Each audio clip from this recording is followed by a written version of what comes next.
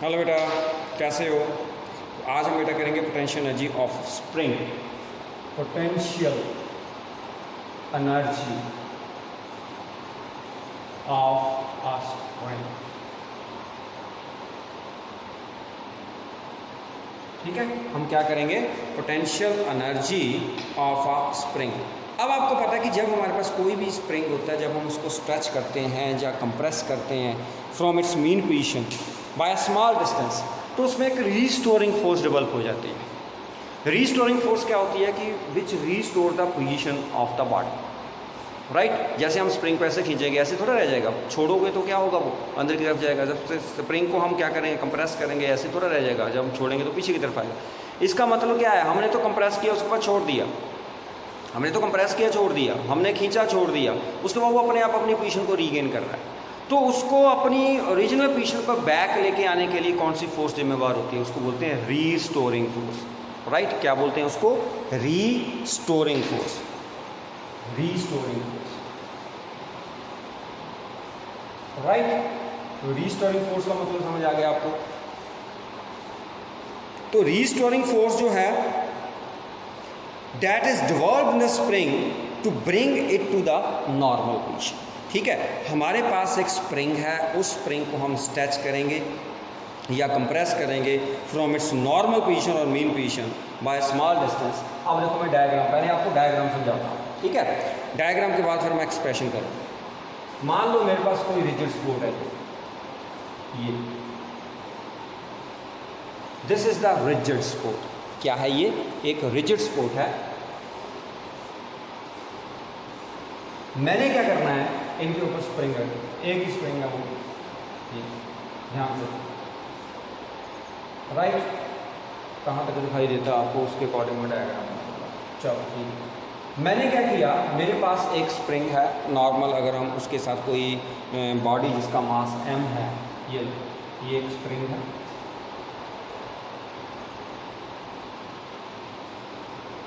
Right, इसके साथ मैंने क्या किया हुआ, एक बॉडी है जिसका मास m है, वो उसके साथ अटैच किया, स्प्रिंग के साथ अटैच किया। ठीक है, clear? This is the equilibrium position. Means यहाँ पर x जो है वो क्या है, जीरो। ध्यान से देखना आप उसको। This is the mean position, मतलब स्प्रिंग जैसे था वैसे रख दिया हमने, उसके साथ मास बांध के रख दिया। Right, clear? अब हमने स्प्रिंग को थोड़ा सा स्ट्रेच किया। जब मैंने स्प्रिंग को स्ट्रेच किया तो आपको पता है कि ये थोड़ा सा बड़ा होता है,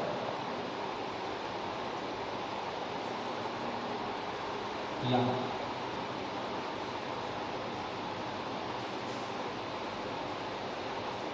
राइट, यहां से कितना डिस्टेंस? x distance.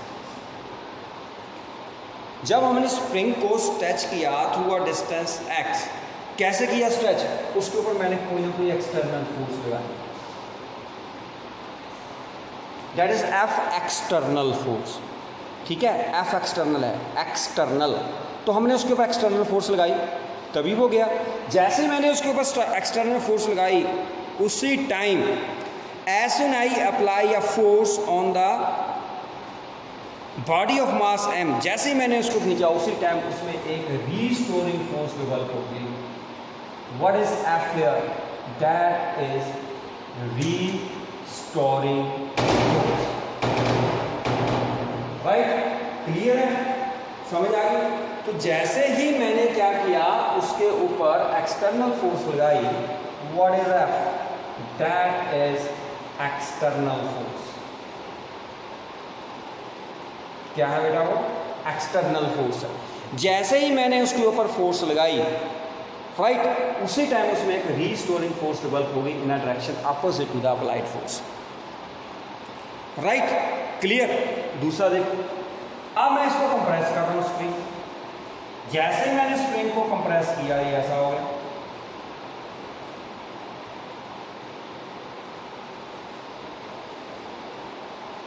राइट, तो ये डिस्टेंस कितना है? x डिस्टेंस से मैंने कंप्रेस किया। जैसे मैंने उसको कंप्रेस किया, इसका मतलब मैं इस तरफ को एक्सटर्नल फोर्स लगाई, तभी कंप्रेस हुआ वो।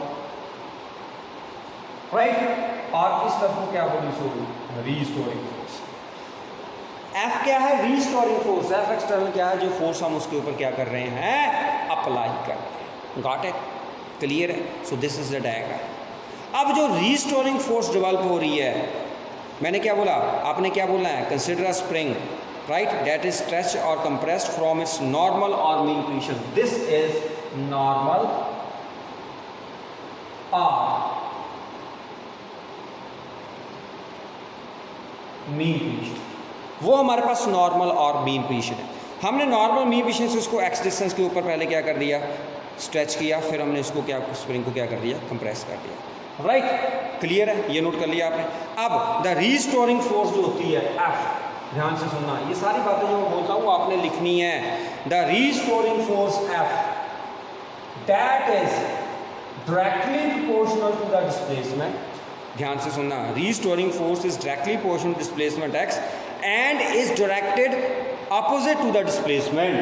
तो मैंने माइनस लगाई। ये जो रीस्टोरिंग फोर्स है that is directly proportional to the displacement and opposite to the applied force.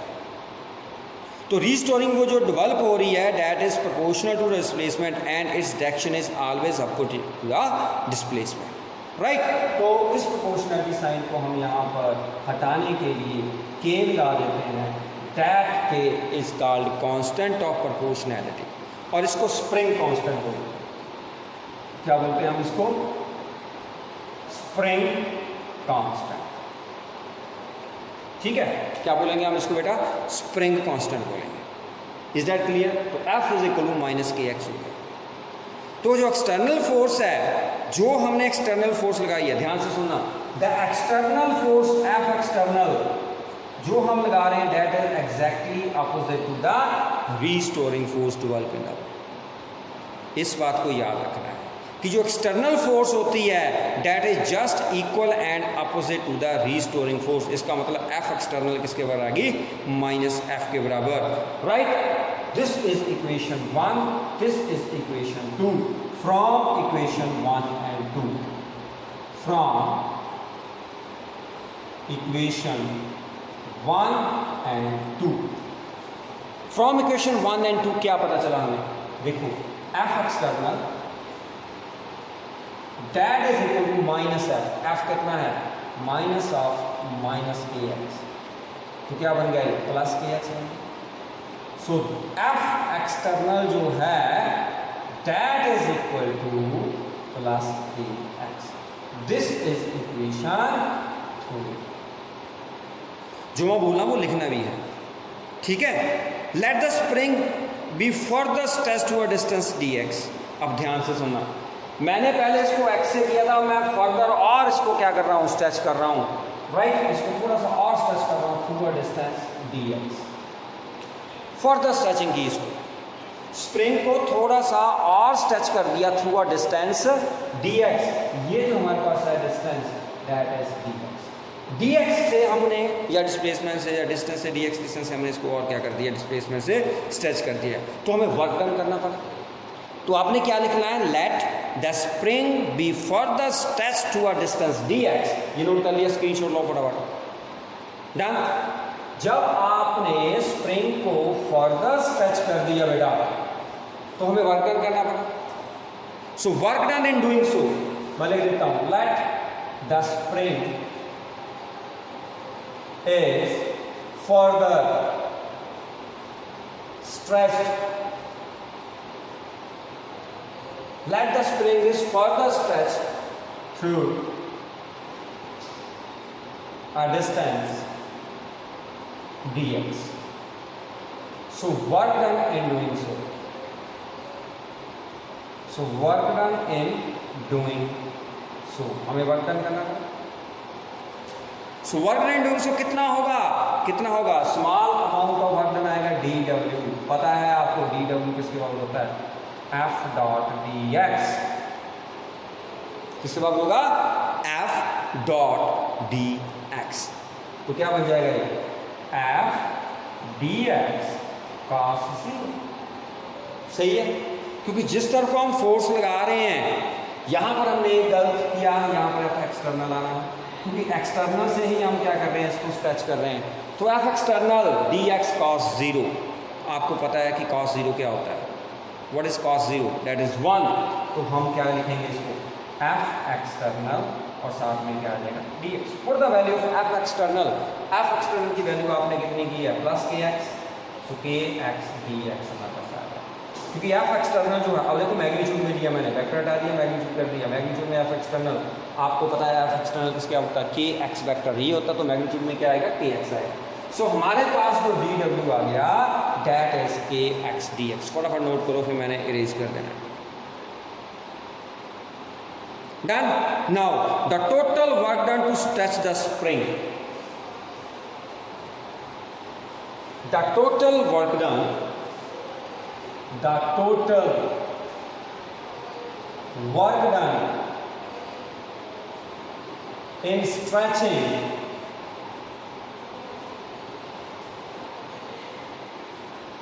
the spring from 0 to x, right? From आप ऐसे लिख सकते हो, from x is equal to 0 to x is equal to x। आपने total work done देखना है, the total work done in stretching the spring. तो total work done कितना होगा उसको हमने देखना। टोटल वर्क डन कैसे निकालेंगे, डी डब्ल्यू की इंटीग्रेशन निकालेंगे, के x d x 0 to x। D W कितना होगा, डब्ल्यू, इसमें के बाहर आ जाएगा, अंदर क्या रह जाएगा 0 to x, x d x. इसकी कितनी इंटीग्रेशन होती है पता है सभी को, x square by 2, x plus 1 1 पता है ना सभी को, एक्स की पावर एन डी एक्स, इसकी इंटीग्रेशन एक्स की power n plus 1 over n plus 1 ऐसे किया था। तो यहाँ पर 1 पावर इसकी 1 है, तो 1 plus 1 2 over 1 plus 1 0 to x, right? Clear है, समझ आ गई। सो हमारे पास जो वर्क डन आ गया वो किसके बराबर आ गया, हाफ के, पहले x पुट कर दो फिर 0 पुट करो, तो क्या बन गया, सिंपल सी बात, w is equal to half K X square. And this work done, ये जो वर्क डन है half K X square, that is stored as potential energy, elastic potential energy of a spring. मैंने बताया था ना elastic potential energy. This potential energy is known as elastic potential energy of the spring. Got it? Clear है, समझ आ गई। इसको हम क्या बोलते हैं, elastic potential energy of the spring. So हम क्या लिखेंगे यहाँ पर, that is elastic potential energy, इसको हम U के साथ नोट करेंगे, potential energy, elastic potential energy U, that is equal to half k x square. This is the elastic potential energy of the spring, right? अगर हम graph draw करेंगे restoring force, right, या हम किस में करेंगे, एफ और एक्सटर्नल और एक्स में करेंगे, तो हम यहाँ पर उस ग्राफ को भी ड्रॉ कर सकते हैं। The variation of elastic potential of a spring, वो भी हम क्या कर सकते हैं, ड्रॉ कर सकते हैं। अगर हम एफ हमारे पास के एक्स के बराबर है, आपको पता है मैग्नीट्यूड है, तो हमारे पास जो ग्राफ आएगा ये वाला, इस तरफ को x है, इस तरफ को f है, हमारे पास जो ग्राफ आएगा प्लस, ठीक है, क्लियर। अगर हम यहाँ तक इसको x मानेंगे तो ये जो होगा हमारे पास, दिस इज के एक्स, क्या होगा, के एक्स। क्लियर है, पता चल गया, समझ आ गई।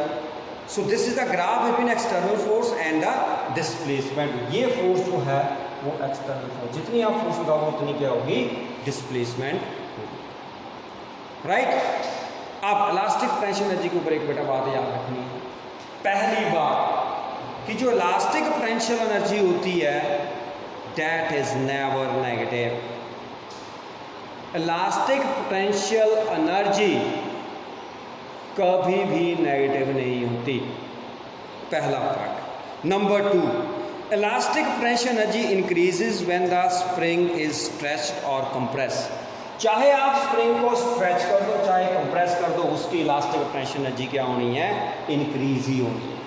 समझ आ गई। पहली बात कि ये कभी भी नेगेटिव नहीं होती है।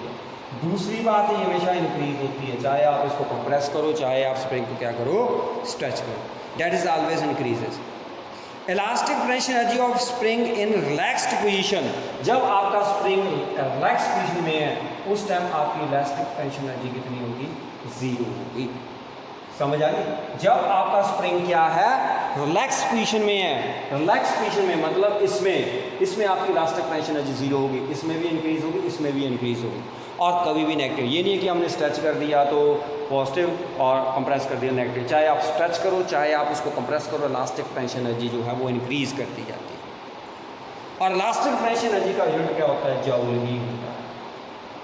राइट, ये 3-4 बातें आपने याद रखनी है। पहला पॉइंट मैं फिर रिपीट कर रहा हूँ कि हमारे पास जो इलास्टिक पोटेंशियल एनर्जी है that is never negative. Elastic potential energy कभी भी नेगेटिव नहीं होती। राइट, 0 हो सकती है, वो भी जब रिलैक्स स्टेट में होता है आपका स्प्रिंग। चाहे आप उसको कंप्रेस करो चाहे आप उसको क्या करो, चाहे कंप्रेस करो चाहे उसको क्या बोलते हैं, स्ट्रेच करो। राइट, इलास्टिक पोटेंशियल एनर्जी जो है वो हमेशा इंक्रीज होती है। और इसका यूनिट क्या है? जाओ। तो चारों पॉइंट आपको ऑन टिप्स होने चाहिए।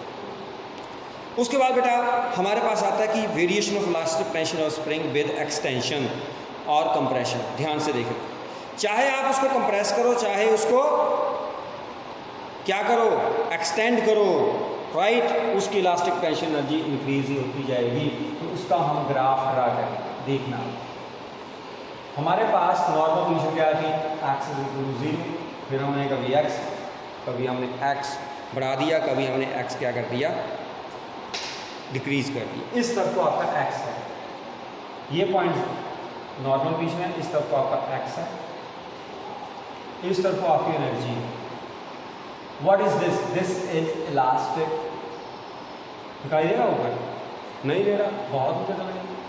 बता दिया करो यार, आप बताते ही नहीं, यहाँ तक कर रहे हैं। This is U। What is U? Elastic potential energy. इस तरफ को U है, इस तरफ को हमारे पास क्या है? That is X। राइट, अब एक्सटेंशन इस तरफ को एक्सटेंशन का मतलब x > 0। जब हम एक्सटेंड करें तो एक्सटेंशन होगी। इस तरफ को कंप्रेशन है, कंप्रेशन मतलब हमने x को <0 कर दी, यही बोलेंगे x < 0। लेकिन दोनों केस में आपकी इलास्टिक पोटेंशियल एनर्जी क्या होती जाएगी? इंक्रीज। दोनों केस में आपकी इलास्टिक पोटेंशियल एनर्जी क्या है? इंक्रीज होगी। So this is the variation of elastic potential energy of spring with extension or compression. Done? पता चल गया। उसके बाद आ गया हमारे पास डेफिनेशन ऑफ स्प्रिंग कांस्टेंट और फोर्स कांस्टेंट। जो हमारे पास K था उसको हम स्प्रिंग कांस्टेंट भी बोलते हैं बेटा, हम उसको फोर्स कांस्टेंट भी बोलते हैं। K जो है दैट इज स्प्रिंग कांस्टेंट, और इसको हम क्या बोलेंगे? Force constant. K को हम स्प्रिंग कांस्टेंट भी बोलेंगे, K को हम फोर्स कांस्टेंट भी बोलेंगे। राइट, तो फोर्स कांस्टेंट क्या है? आपने बताया कि K जो है वो F/x आ रहा था। What is F? Restoring force. तो restoring force per unit displacement of the spring, restoring force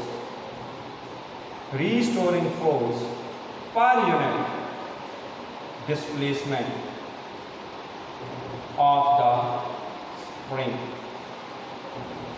is called spring constant or force constant। क्या बोलते हैं इसको? spring constant या force constant।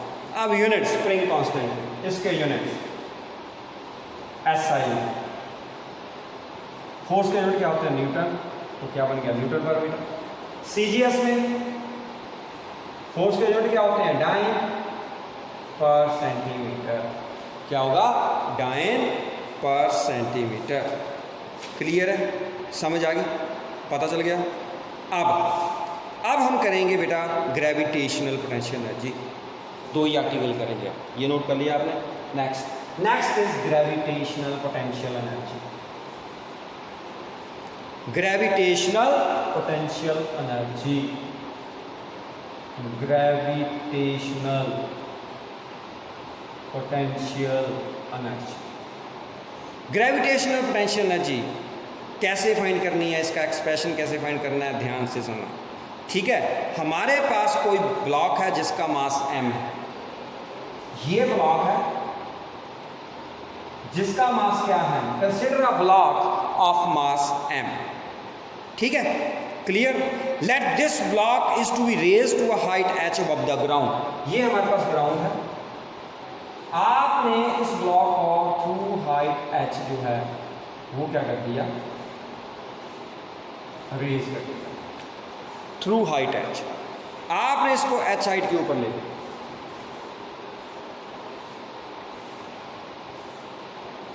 ठीक है, ब्लॉक को आप h हाइट तक ले गए, डन, क्लियर।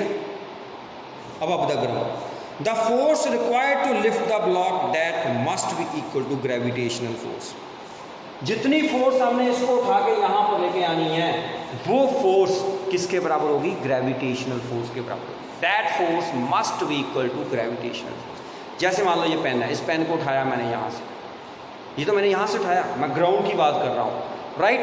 किसी भी बॉडी को आपने ग्राउंड से उठाना है, राइट, उसको लिफ्ट करना है h हाइट के ऊपर, तो जितनी फोर्स आपको चाहिए that must be equal to gravitational force, means weight of the block के बराबर। तो जो ग्रेविटेशनल फोर्स होगी Fg, what is Fg here, that is gravitational force, वो किसके बराबर होती है, mass into acceleration due to gravity. So Fg is equal to mg, इतनी फोर्स के कारण हम उसको क्या करेंगे, ऊपर की तरफ क्या करेंगे, उठाएंगे, राइट, क्लियर है। So work done by the applied force against the gravitational force, कितना वर्क डन होगा, देखो हमारे पास ये है, हम यहाँ पर इसका डायग्राम बना लेते हैं, एक छोटा सा, ये वही ब्लॉक है, आप इसको ऊपर की तरफ लेके जा रहे हो, तो यहाँ पर जो नीचे फोर्स लग रही है Fg, किसके बराबर लग रही है, mg के बराबर, फोर्स किसके बराबर लग रही है, उसके mg के बराबर लग रही है, राइट। हम उसको ऊपर की तरफ लेके जा रहे हैं, राइट, जो ऊपर की तरफ फोर्स लेके जा रहे हैं applied force that is F, ये फोर्स किसके बराबर होगी, mg के बराबर, right. Now work done by the applied force against gravitational force, work done by the applied force against the gravitational force,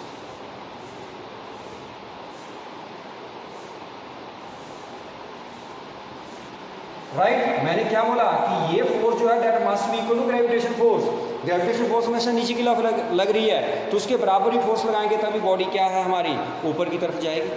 so work done by the applied force against the gravitational force, work done किसके बराबर होता है, ये आप कहाँ से कहाँ लेके जा रहे हो, F फोर्स लगा रहे हो थ्रू अ डिस्प्लेसमेंट h, जिस तरफ को आप फोर्स लगा रहे हो उसी तरफ को डिस्प्लेसमेंट हो रही है, you can write F h cos 0। अब ये फोर्स जो मैं अप्लाई कर रहा हूँ बेटा, ग्रेविटेशन फोर्स के साथ कंफ्यूज नहीं होना है इसको, ये फोर्स मैं लगा रहा हूँ, तो हमारे पास क्या बन गया, F h cos 0 क्या होता है, 1 होता है। बट ये जो फोर्स हमने लगाई ये किसके बराबर लगाई, अगर हम मैग्नीट्यूड देखें इसका, ये फोर्स किसके बराबर है, mg के बराबर, right.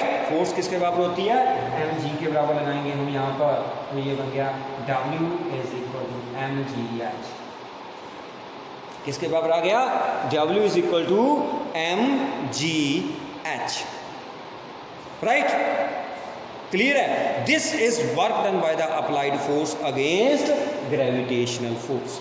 Now work done by the gravitational force on the block, work done by the gravitational force, work done by the gravitational force.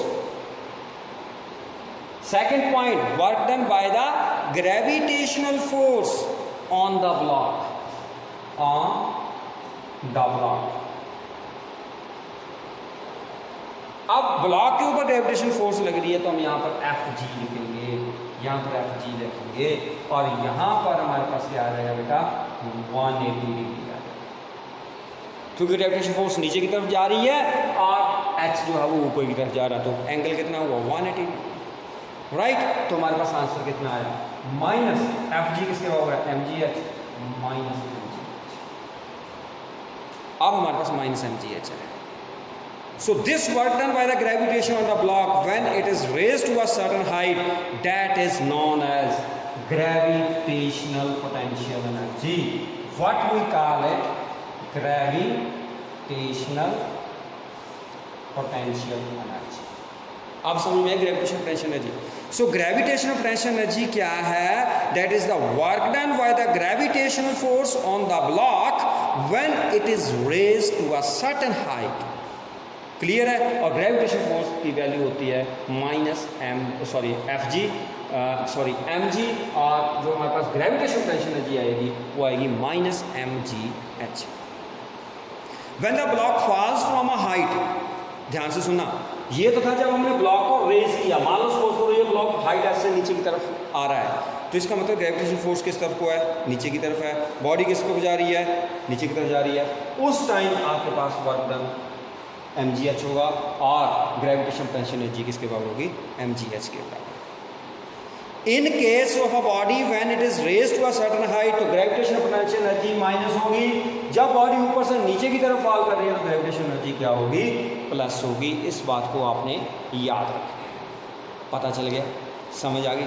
So change in gravitation potential energy को हम क्या कहते हैं? Work done by the gravitation force to change the height of a body, that is equal to change in gravitational potential energy. समझ आ गई? वो किसके बराबर होगी? Change in gravitational potential energy. अब gravitational potential energy of a body on the surface of earth कितनी होती है? What is the gravitational potential energy of a body on the surface of अर्थ? कोई भी बॉडी सरफेस को अर्थ के ऊपर है तो उसमें ग्रेविटेशनल पोटेंशियल एनर्जी कितनी होगी इस बॉडी की? That is zero. क्या होगी? जीरो. क्यों? क्योंकि h जीरो. सरफेस के ऊपर h जीरो. हम अर्थ के सरफेस की बात कर रहे हैं तो अर्थ के सरफेस पर ग्रेविटेशनल पोटेंशियल एनर्जी कितनी होगी? जीरो होगी. राइट. नंबर 2, जो ग्रेविटेशनल पोटेंशियल एनर्जी है that depends upon initial and final position of the body. Gravitational potential energy हमेशा इनिशियल एंड फाइनल पोजीशन के ऊपर डिपेंड करती है कि आपकी बॉडी यहाँ से यहाँ लेके आए. आप चाहे बॉडी को ऐसे लेके आए, ये मैं कल प्रूव करके बताऊंगा आपको. बॉडी को आप, एक बंदे ने बॉडी सीढ़ी ऊपर पहुंचा दी, एक ने सीढ़ियों से जाके ऐसे पहुंचाई, दोनों का वर्क डन दोनों की जो ग्रेविटेशनल पोटेंशियल एनर्जी होगी वो सेम होगी. क्योंकि gravitational potential energy that depends upon initial and final position, it does not depend upon the path follow. Path follow के ऊपर ये डिपेंड नहीं करती है. It depends upon the initial and final position. ये बहुत इंपॉर्टेंट है. Right? So what does it mean? कि gravitational potential energy of a body at a height h will be same if it is either taken straight upward to the height h or it is taken along a curved path. चाहे आप इसको ऐसे लेके जाओ, चाहे आप इसको ऐसे लेके जाओ, राइट? लेकिन ग्रेविटेशनल पोटेंशियल एनर्जी आपकी इनिशियल एंड फाइनल पोजीशन के ऊपर ही डिपेंड करेगी.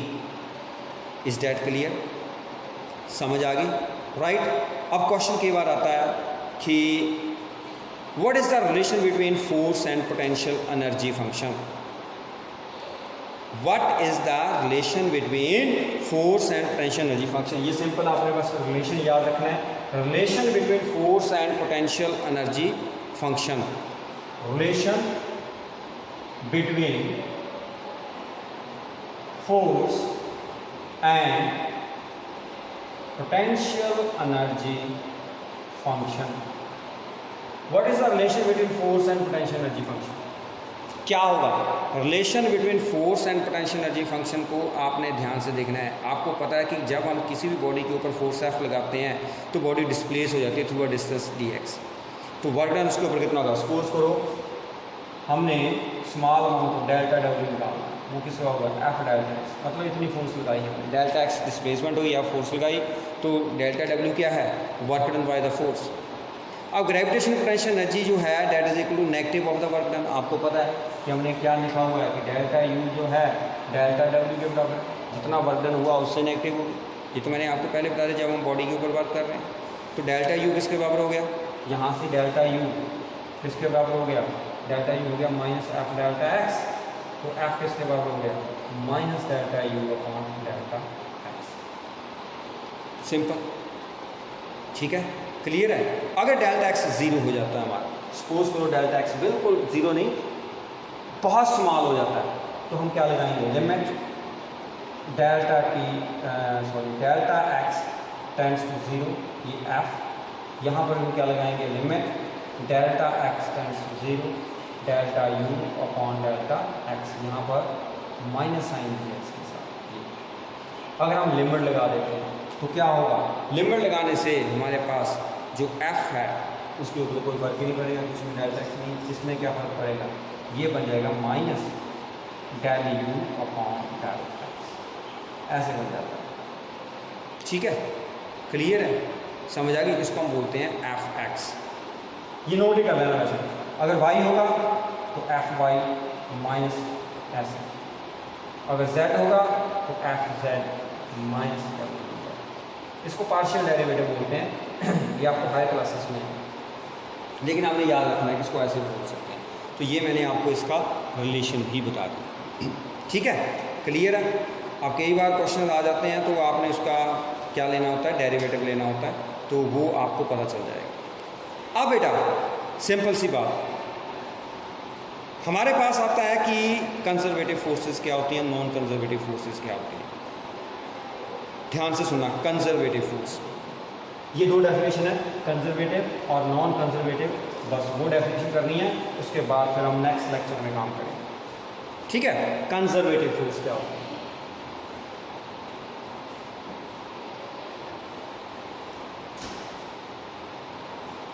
What are conservative forces?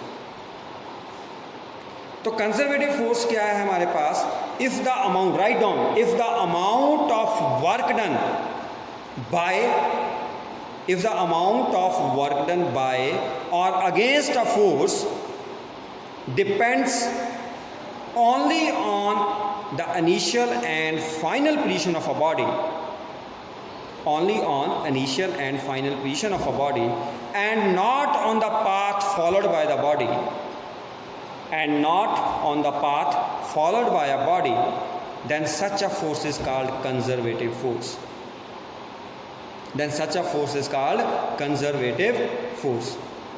ठीक है, अब हमारे पास कंजर्वेटिव फोर्स क्या हो, मैंने क्या बोला, if the amount of work done on a body depends upon initial and final position and not on the path followed. अगर amount of work done depend करता है इनिशियल एंड फाइनल पोजीशन,